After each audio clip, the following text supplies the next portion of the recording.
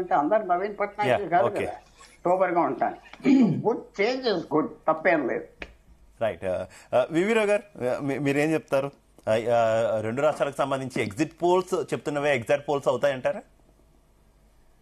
ఇప్పుడు ముఖ్యంగా హర్యానా విషయానికి వచ్చేస్తే మీకు అలయన్సెస్ చూసుకుంటే కాంగ్రెస్ సిపిఐ ఏదైతే అలయన్స్ తీసుకున్నారో వాళ్ళు ప్రస్తుతము హర్యానాలో ఒక పక్కన బీజేపీ కొంత యాంటీ ఇన్కంబరెన్స్ వేవ్ తో పాటు వాళ్ళకి కొద్దిగా ఎడ్జ్ దొరుకుతుందనేది ఇప్పుడు స్పష్టంగా ప్రతి ఎగ్జిట్ పోల్స్ చెప్తా ఉన్నటువంటి పరిస్థితి మనం చూస్తాము. అలాగే ఇప్పుడు దీంట్లో కొద్దిగా ఆమ్ ఆద్మీ పార్టీ కూడా ఫస్ట్ టైం ఇప్పుడు అంత దిగింది. జేజేపీ తర్వాత ఆజాద్ సమాజ్వాదీ అన్ని చిన్న చిన్న పార్టీలు, బహుజన్ సమాజ్వాదీ పార్టీ ఉంటుంది అక్కడ. అయితే ఇవన్నీ కన్నా ఎక్కువ ఇప్పుడు మనం చూడొచ్చు కాంగ్రెస్ సిపిఐ అలయన్స్ కి కొద్దిగా ఎడ్జ్, ఎందుకంటే ఒక యాంటీ ఇన్కంబరెన్స్ ఫ్యాక్టర్ తో పాటు కొంత అక్కడ మిడిల్ క్లాస్ ఫ్యామిలీస్ కూడా కొద్దిగా అసంతృప్తిగా ఉన్నటువంటి పరిస్థితి. ముఖ్యంగా టాక్సేషన్ విషయాలు కానీ కొన్ని కాస్ట్ ఆఫ్ లివింగ్ కామన్, ఇప్పుడు మిడిల్ క్లాస్ ఫ్యామిలీస్ కానీ సగటు కాస్ట్ ఆఫ్ లివింగ్ కూడా దీని మీద దృష్టి పెట్టని పరిస్థితిలో కొంత యాంటీ ఇన్కంబరెన్స్ వచ్చిన పరిస్థితి వాస్తవం.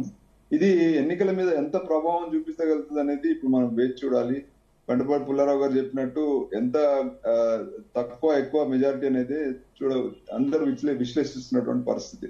డెఫినెట్ గా మీకు దాని యొక్క ప్రభావం కనబడుతుందని అందరం ఆశిస్తున్నాము. తర్వాత రెండో విషయం ఏంటంటే ఇప్పుడు మనం చూసాం, ఇప్పుడు జమ్మూ కాశ్మీర్ లో అయితే 10 సంవత్సరాల తర్వాత 370 ఆర్టికల్ తర్వాత అక్కడ కూడా పరిస్థితి ఏంటంటే ఇప్పుడు నేషనల్ కాన్ఫరెన్స్ కాంగ్రెస్ ఏదైతే ప్లస్ సిపిఐ జమ్మూ జేజేఎం వీళ్ళన్నీ కూడా అంటే ఒక 3-4 ప్రధాన ఏంటంటే ప్రజా వ్యతిరేక నిర్ణయాలు ఏ ప్రభుత్వం తీసుకున్నా ఖచ్చితంగా వాళ్లకు సరైన సమయంలో ప్రజలు బుద్ధి చెబుతారు.